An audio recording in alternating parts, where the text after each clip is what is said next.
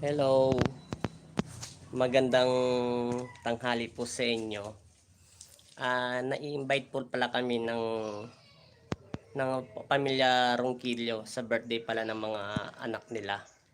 Meron po tanggihan yung mga taong ganun kasi kagustuhan nila mag-invite sa amin. Pumunta po ako. At ito po meron akong content tips para po sa spiritual ha. Kasi marami po kasi nagtatanong sa akin ito, pero bibigyan ko lang kayo ng konting na konting ano lang naman po nito, konting share lang po. Pero mega mega shoutout muna tayo. Unang una, mega mega shoutout dyan sa laging nanonood sa akin. Mercy Yanda, mega mega shoutout sa iyo. Marco Polo, mega mega shout sa iyo. Gemaline Adriano, mega mega shoutout sa iyo. June June B Ramos, mega mega shoutout din sa iyo. Ante Res TV, mega mega shoutout din sa iyo. At ganoon din kay Jeffrey Reyes TV, mega mega shoutout sa inyo. At itong katanungan pala ni Marco Jason, bakit daw ang mga anghel ko, bakit ko daw alam mga pangalan? Pero ito, hindi to dapat ito napakahirap sagutin, pero sasagutin kita. Sabihin mo na sabihin mo ng may sira ang ulo ng isang manggagamot, bahala na kayo kung anong gusto niyo sabihin, bahala kayo kung saan kayo maligaya. Pero sasagutin kita, Mark Jason. Kaya alam ko ang pangalan ng aking anghel na si Angelito. Sinabi ng Panginoong Kristo yon. Pag binasbasan ka na ng Diyos bilang isang instrumento niya manggagamot, marami kang bagay na matututunan na hindi alam ng tao. Yun ang totoo. Hindi sila sandata, isang espada, stick, bagay na ginagamit panlaban sa mga magkukulam. Sila ay may mga damdamin at puso't kaluluwa. Paano sila mapapagamit o paano sila sasanib sa iyo at paano kanila papahiramin ang kapangyarihan nila kung hindi mo sila kilala at hindi mo alam ang pagkatao nila. Mga anghel ng Diyos, hindi mo lang dapat ito ginagawang biro. Ito isang data mo. Ipinagkalob sa iyo ng Panginoon Kristo itong anghel nito upang tabayanan ka at gabayan ka kung saan ka man pupunta. Sila ang gabay mo. Tapos tinanong mo rin ako, Marco Jason, kung totoong may guardian angel. Totoong may guardian angel tayo. Nasa kanan siya. Kasi kung wala tayong guardian angel, paniwalaan mo ko, lahat ng tao ay gagawa ng masama. Kasi tutuksoin siya ng itong nasa klibete natin at pangit yan. Sasabihin niya gumawa ka ng masama. Lahat ng kamunduhan ay gagawin yan para sirain ka sa pananampalataya. Hindi lang isang anghel at isang tao. Pag lagi ka nagdarasal, dinadagdagan to ng Diyos. Sa likuran mo, sa batok mo, sa mata ng lahat. Ano bang silbi ng mga guardian angel natin? Sila ay para nating kapatid. Kung anong wangis natin, magkamukha sila. Magkamukha tayo. Sila mga anghel, nating lahat. Babae man o lalaki ka. Importante sila sa atin. Kasi kung wala tayong guardian angel, lagi tayo nasa kadiliman. At laging puro kamalasan mangyayari sa atin. Kung hindi kamalasan, lahat ng sakit ay nasa atin. Importante ang guardian angel. Lahat tayong tao sa mundo ay may guardian angel. Pero yung mga pinakamasasamang tao sa mundo at hindi kilala ang Diyos at pera lang ang laging sinasamba. May sinabi sa akin ng inang sulumi ko, pero tao pa rin siya. Siya ang pinakamagaling na nakilala kong magaling maggamot talaga. Minsan daw umaalis ang guardian angel kasi umiyak siya sa Panginoon. Ang taong binabantayan niya at kapatid niya ay hindi na nagdarasal sa Panginoon, puro kasamaan na. Pero bihira lang daw yung mangyari. Yun ang totoo. Nasagot ko na, Marco Jason, ang tanong mo ha, kung bakit ko kilala ang guardian angel ko. Paglihiti mo ka ng manggagamot, marami kang bagay na malalaman pag ito'y binigay ng Diyos. Magandang umaga rin sa'yo, Marco Polo Nabo. God bless all. Alis ako kasi meron din doon magpapagamot at saka in-invite kami birthday ng mga bata. Ang pangalan ay, nakalimutan ko tuloy yung batang yun. Basta bata pa siya. Pero, ang apelyido nila ay Ronquillo. Sinagot na ulit kita ha. Maraming salamat sa panonood. Lahat tayo may guardian angel. Pero ito pang may nagtanong pa pala itong isa. Medyo matagal na to eh. Ayaw niya magpasabi ng pangalan. Pero pagbibigyan kita sa tanong mo. Pag kinukulam ang isang tao, 5, 3, 4, 3, 5, 10, 15, 20, kahit binabarang ka pa, hindi ka magagamot ng doktor. Kasi spiritual yun na sama-sama. Pero pag nahuli po yun ng manggagamot, kahit ilang taong ka pang hindi nakakalakad, kahit nasa wheelchair ka na, tatayo ka. Pero kung binalikan ka, hindi ka makakatayo pero hindi na ganun kalala. Yun po yun. Pero pag ang sakit naman ng isang tao ay physical, halimbawa physical ang sakit niya, wala siyang kulam, talagang nakataghana ang kanyang sakit, ibig sabihin ginapos na siya ni Satanas, ang Diyos ang magpapasya nito kung siya ay gagaling. Katulad kahapon ng pinos ko yung matandang lalaki, yun ay CT scan, walang makita. 2 beses, 3 beses na yata, naririnig nyo naman sa video.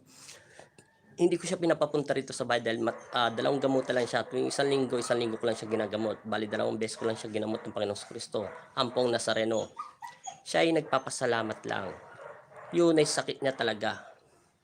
Pero nagdadalawang isip ako kasi wala naman siyang sakit na spiritual na masama.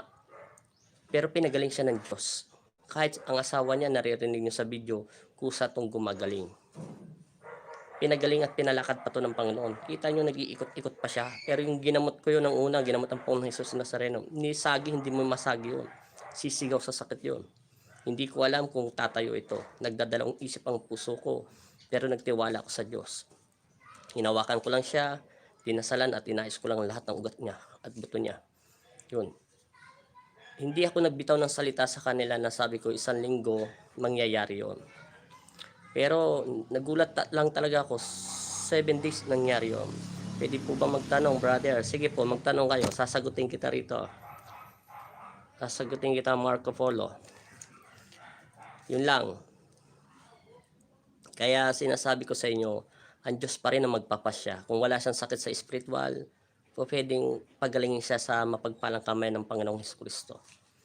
Kaya nga pag kinukulam, kahit binabarang pa siya, kahit 20 years siyang hindi nakakalakad, makakalakad siya pag nahawakan ng totoong manggagamot ang magkukulam. Sige po, pwede kayo magtanong, Marco Polo. Ano po bang itatanong niyo sa akin? Comment na lang kayo kung gusto niyo magtanong. Yung kakayanin ko lang, kailangan po ba kayo natuto ng lihim ng karunungan?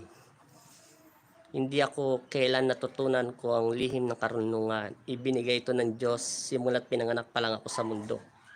Pero hindi ko pa ito kayang gamitin. Natutunan ko na to siguro ang edad ko, umabot na ako ng 20 mahigit. Kasi 39 years old na ako. Bilangin mo, atras ka na lang. Sa 39 years old ako, umatras ka ngayon. Basta ganung edad.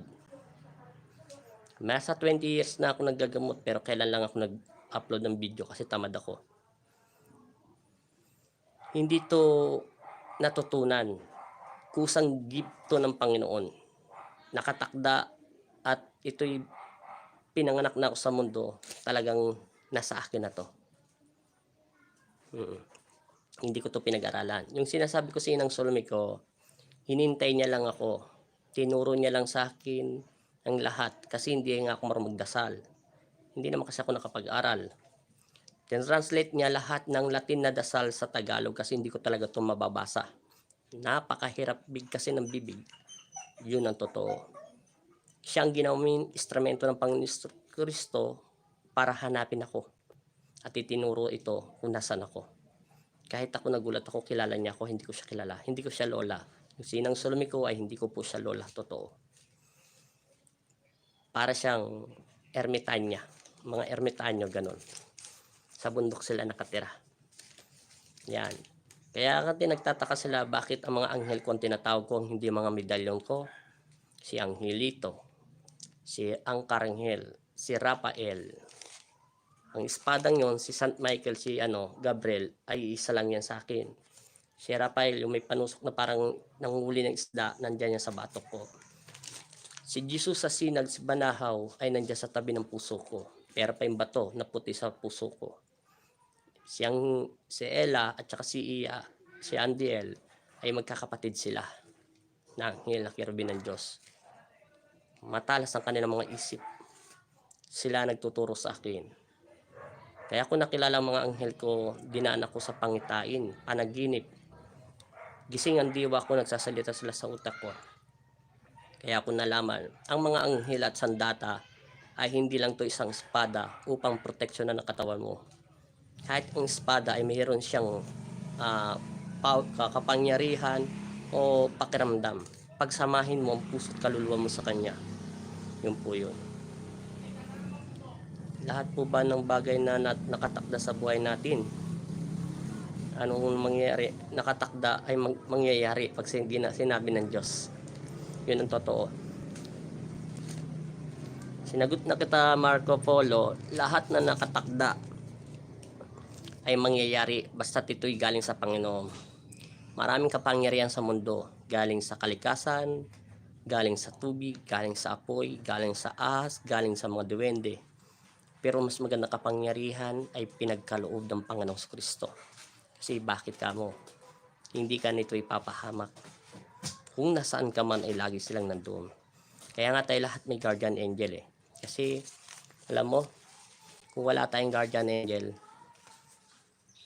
maniwala kayo sa akin o hindi, napakasama natin tao. Walang magbabalance sa atin. May positive, negative ang katawan natin. Yan, guardian angel. Kaya yung ibang tao, hindi nila alam ang guardian angel mo ay para mo kapatid. Kapatid mo talaga to. Magkamukha kayo, plus kayo wangis nito. Pero yun nga lang, wala silang pekas. Wala silang makinis ang kanilang mga mukha. Talaga kung napakaganda at gwapo nila, hindi sila tumatanda. Yan ang mga guardian angel natin. Nilagay sila ng Diyos dyan upang maging sandata natin sa kadiliman. Sige, comment ka lang dyan, Marco Polo.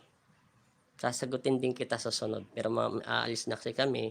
Kaya may tanong pa po ako, brother. Sige, sasagutin kita. May 12 minutes and 41 seconds na ako. Sabihin mo sa akin, ano yung satanong mo? Alam ko naman naririnig mo ko. Kaya yung iba gusto matuto maggamot, marami pa kayong bagay na hindi alam. Pag natutunan nyo ang kapangyarihan ng Diyos, marami rin kayong bagay na hindi kayang ipaliwanag ng siyensya. Pagkat nakakagamot na kayo ng kulam, sabihin nyo ay pinakamagaling na kayo. At yung iba naninira ng ibang manggagamot, marami pa kayong kalaban na hindi nakikita ng mga mata. Hindi nyo pa nga nakakalaban si kamatayan eh. Pag nakita nyo yon, hindi tumatalab doon yung stick posporo o balahibo ng manok o iniipit na bala. Paano mo siya mahuhuli? Hindi nga tinatabla ng bala ng baril, hindi mo nga masasaksak yun. Kaya nga siya si kamatayan, may katapat doon na panalangin. Hindi ubra doon yung sigaw-sigaw. Dahil pag sinisigaw mo yun, lalo ka lang yung pagtatawanan. May time team na panalangin, time team na pagdarasal. At hindi nyo pa nakakalaban ng totoong aswang na nagaan yung tao. Kahit saan ka magpunta, atakihin ka nito. Kunyari lang siya patay-patayan, hindi mo alam kung patay na siya. Ang anghel mo ang magsasabi kung siya ay nasugatan ng sobra-sobra. At alam ng anghel mo ay susuko siya. At itatranslate ito sa utak mo. Kaya alam ko ang mga pangalan ng anghel ko dahil 3, hindi lang 7 beses na sila nagpakita sa pangitain ko. Kaya alam ko ang mga wangs nila. Ano po bang ibig sabihin ng mga panaginip po? Lagi po kasi akong nananaginip ng mga manggagamot daw po ako. Manggagamot ka? Manggagamot daw po ako ng tao, nananaginip ng gagamot daw po ako ng tao. Sa isip ko lang po ba yun? Sa isip ko lang ba po ba yun? O sa kakanood ko lang po nito? Ulitin ko, sasagutin ko ha. Ito lang naalala ko Marco Polo ha. Dati ang pangarap ko 'Di ba yung mga kabataan pa tayo, may mga pepeng agimat, pangarap ko din yung magkaroon ng anting-anting na hindi tinatablan ng bala o anumang panaksak o nakakatago sa pader para makatulong sa mga nang-aapi. Sobra kong pangarap 'yun, idol ko ngayon, si Senyor Bong Revilla. Lahat ng palabas niya pinanood ko na sa YouTube. Minsan dala lang natin ng emosyonal 'yan, pero hindi naman ako nabinigo ng Panginoon. 'Yun nga lang, natatablan rin ako ng baril at nasasaksak at nasusugatan ng pisikal kong katawan. Iba naman ang pinagkaloob niya sa akin, ang maggamot sa espirituwal ng Panginoong Kristo at ituro ito sa pananalig at pananampalataya. At lipunin lahat ng demonyo na umaanlili at gumagapos sa mga taong hindi na mapagamot o hindi na magamot ng siyensya. Yun ang tungkulin ng binigay sa akin ng Diyos. Pero napakahirap mangaral sa mga tao kasi may kanya-kanya tayong isip at puso, may kanya-kanya tayong relihiyon. Hindi ko sila pwedeng pangunahan at hindi ko rin sila pwedeng husgahan. Kung sila itinalaga sa akin ng Panginoon at ginamot sila, mangyayari at gagaling. Kaya nga sinabi ko sa iyo, kahit kinukulam ang lahat ng tao, basta ito'y nahawakan ng manggagamot kasi sino man siya at binigyan ng karunungan ng Diyos, tatayo ang tao kahit 20 years pa siya hindi tatayo. Pero pag hindi siya kinukulam, hindi mo siya mapapatayo. Sasabihin mo lang kinukulam at nagdarasal. Hindi. Inaalilihan siya ng demonyo. Kailangan mo mapatanggal ang kadenang gumagapos sa kanya upang makatayo at makalakad siya. Katulad lang yan ang ginamot ko kahapon. Kahapon yung pinos ko. Ano po bang ibig sabihin ng mga panaginip? Lagi po kasi ako nananaginip ng... Kung nagtatanong ka kung anong ibig sabihin ng panaginip,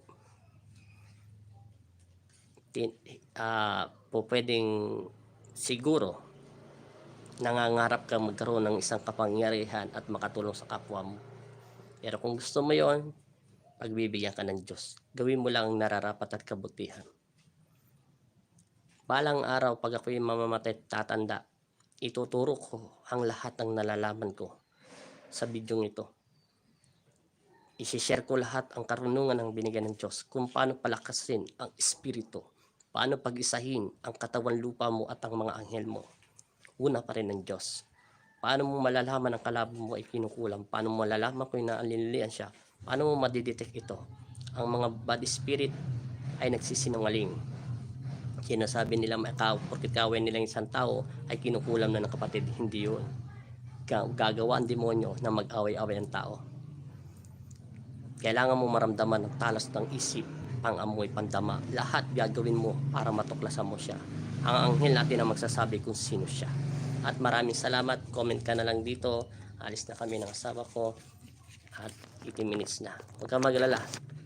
Marami kang tanong, sasagutin ko yan ng abot ng aking makakaya. Maraming sa inyo salamat at mega shoutout taga Toronto, Canada, taga Saudi, Sir Banda, Ate at saka Ate Christina Malong. Maraming salamat din po sa inyo at mega shoutout po at maraming salamat po at meron pa pala akong gagamutin doon sa Isayang po. Baka magbigay ng himala ang Panginoong Kristo doon. At maraming salamat po at God bless all. Thank you po.